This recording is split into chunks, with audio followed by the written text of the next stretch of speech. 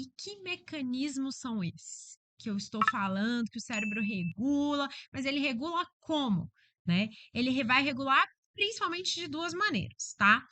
Então, essa autorregulação, ela é sempre baseada na pressão arterial sistêmica. Como assim? O cérebro, ele é capaz de detectar alterações na pressão arterial sistêmica daquele animal. Então, se o cérebro percebe, detecta que a pressão arterial ela está aumentando ou está diminuindo, ele lança a mão de alguns mecanismos para que esta pressão arterial sistêmica não possa interferir de maneira negativa a pressão cerebral. Então, que tenha sangue oxigenado para que, em quantidade e em pressão adequada, para que os tecidos cerebrais façam seu trabalho, sua parte. Então, um mecanismo de ação é justamente o mecanismo através do quê? Da detecção da pressão arterial, tá? Então, como eu coloquei aqui, ele pode fazer essa regulação através do líquido cefalorraquidiano.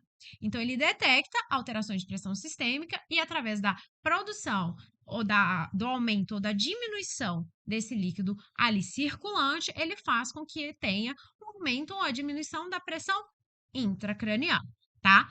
Porque, como eu falei, o aumento da pressão intracraniana gera morte isquêmica, tá? O cérebro, ele tem o que a gente chama de complacência intracraniana, que seria o quê? Seria uma adaptação daqueles tecidos que eu falei que compõem, como se fosse um mecanismo de compensação diante de um quadro de trauma. Então, o cérebro, ele tenta se adaptar, então, chamado de complacência. Quando a gente não consegue, quando essa estrutura, esse sistema nervoso não consegue se adaptar, ele faz com que essa pressão ali presente acabe aumentando, porque ele não conseguiu autorregular. Beleza? Então, a pressão, ela é regulada através da pressão arterial sistêmica, como eu falei, e nós temos também a regulação química, que é também regulada, chamada de autorregulação química, porque detecta os valores de CO2 presentes no sangue. Quando o cérebro ele começa a detectar que eu tenho altos níveis de CO2 ou que eu tenho baixos níveis de CO2 no sangue, o que ele faz? Ele lança a mão agora não mais do líquido cefalorraquidiano. Ele lança a mão de vasoconstrição e vasodilatação cerebral. Então, desta maneira, ele consegue também otimizar o processo e manter a sua pressão intracraniana ali dentro preservada, tá? E essa autorregulação, gente, ela normalmente acontece o tempo todo. Enquanto eu estou aqui falando com vocês, minha pressão arterial é detectada e meu cérebro autorregula a pressão dele. Além disso, o meu cérebro também vai detectar os valores de CO2 que estão na minha corrente sanguínea e vai se autorregulando. Então, é um processo fisiológico normal que acontece o tempo todo em todos os animais para poder garantir o quê? Uma pressão intracraniana adequada. Desta maneira, ele vai conseguir coordenar todas as outras funções corpóreas minha e de vocês aí também. Então, é um processo de autorregulação normal. A química, como eu falei, do CO2, só detalhando, ela é através da vasoconstrição e a vasodilatação, que é controlada pelos níveis de CO2 sanguíneos detectado e níveis elevados, meu cérebro entende que ele precisa vasodilatar.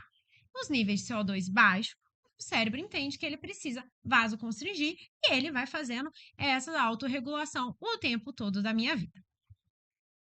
Ok, entendido essa parte inicial, ela é importante porque vocês precisam entender toda a clínica que tem por trás, todo o mecanismo, o que é normal, para vocês saberem o que é anormal. E aí sim a gente chegar no ponto que eu acho que é o ponto que todo mundo, né, que está assistindo aqui, veio para poder aprender sobre isso. Como tratar? Eu já falei e adiantei que é um atendimento emergencial. É uma emergência que culmina com a alta taxa de mortalidade desses animais que são acometidos com TCE. Então, eu preciso saber como que eu vou intervir. E desta maneira, como a parada cardiorrespiratória é o que? Um protocolo sistematizado.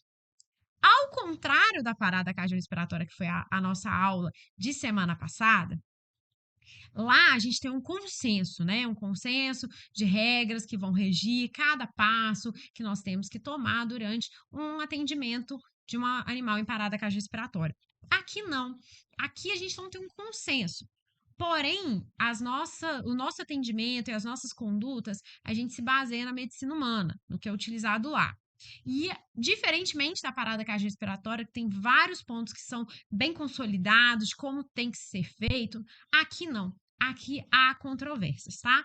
Então, a gente não tem, assim, uma regra absoluta definida. Nós temos protocolos mais aceitos e mais atuais, que é o que eu vou passar para vocês hoje, e também um pouco da minha experiência, tá? Do que eu, durante esses anos de atendimento em TCE, que já chegaram vários para mim, o que deu certo, o que não deu, e a malícia, as dicas, né, para vocês que estão nesse início da caminhada, ou já estão caminhando e querem acabar melhorando um pouco mais, vocês possam aplicar na prática de vocês, que nós vamos visar sempre é o quê? A sobrevida desse animal, né? O sucesso clínico deste paciente. Então, a primeira coisa, gente. Primeira coisa. Chegou um paciente com TCE, o que nós vamos fazer? Oxigênio. Lembrem, quem estava aqui comigo na semana passada, lembra que na parada cardiorrespiratória, o primeiro passo era o quê? A massagem cardíaca, em detrimento da ventilação. Aqui não.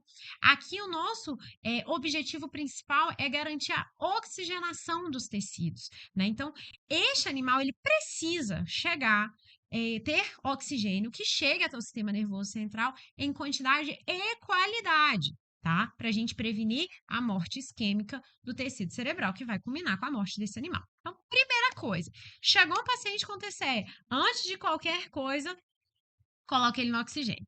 E esse oxigênio pode ser aquelas máscaras, como eu já demonstrei para vocês na aula, de dispneia, então, ou máscaras, ou cânulas nasais. Alguns animais, dependendo do estado que eles vão chegar, eles precisam ser intubados. Então, assim, 100% dos pacientes, oxigênio terapia. Segundo passo, pegar a veia, tá? Então a gente precisa ter uma via de acesso venoso desse paciente para poder garantir a fluidoterapia. E hoje também eu vou ensinar para você qual tipo de fluido eu vou usar. Eu não posso simplesmente pegar qualquer fluido. Ah, vou pegar a glicose 5% que está na minha frente mais rápido e vou utilizar. Não, tá? Nós vamos entender, mais do que saber qual fluido, é entender o porquê que eu tenho que utilizar aquele tipo de fluidoterapia específica. Então, fluido. Terceiro e último passo, o manejo específico.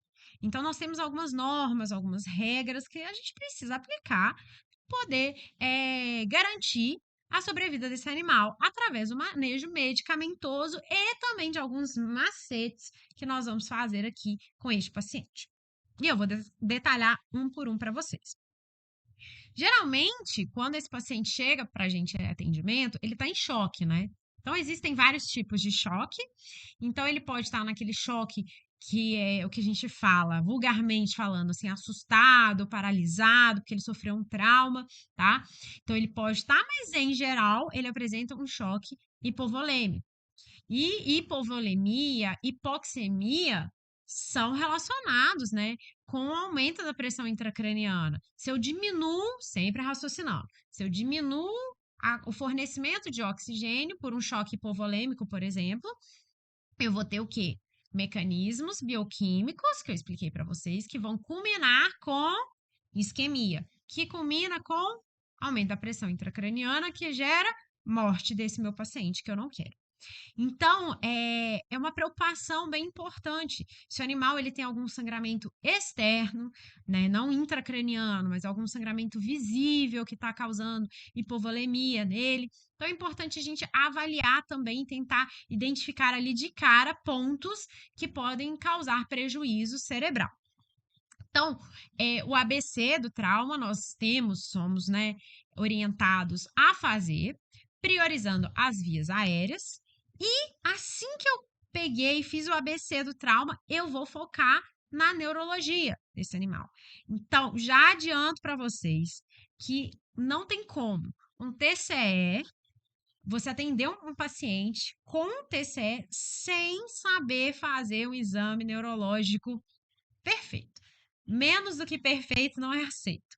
Porque vocês precisam entender quais alterações esse paciente está sendo acometido, quais sinais, né, neurológicos ele demonstra. Só que esse exame físico neurológico, ele vai ser feito não agora. Primeira coisa, oxigenação e fluidoterapia. Primeira coisa. No manejo específico que ele vai ser feito. Então, garantir ali as vias aéreas. Então, respiração, estado cardiovascular desse animal, verificar como está batimento, verificar como está a pressão, colocar ele no oxigênio, colocar a oximetria, fazer um Doppler ou colocar então um manguito ali de pressão automático. Vocês precisam regular pressão, oxigenação desse animal, tá? Aferir uma glicemia também é importante, mas mais lá no manejo específico. A pressão, ela é essencial. Lembra que eu falei com vocês que o cérebro tem um mecanismo de autorregulação com a pressão arterial? Então, é importantíssimo que essa pressão arterial ela seja restabelecida para não prejudicar também os mecanismos de autorregulação cerebral. Então, o que nós mantemos como aceitável? Pressão arterial média acima de 90. Então, pressão arterial sistêmica ali, ela tem que ser acima de 90 milímetros de mercúrio para garantir que tá tendo uma pressão chegando até o cérebro de maneira eficiente, tá? Então, a gente precisa aumentar essa pressão.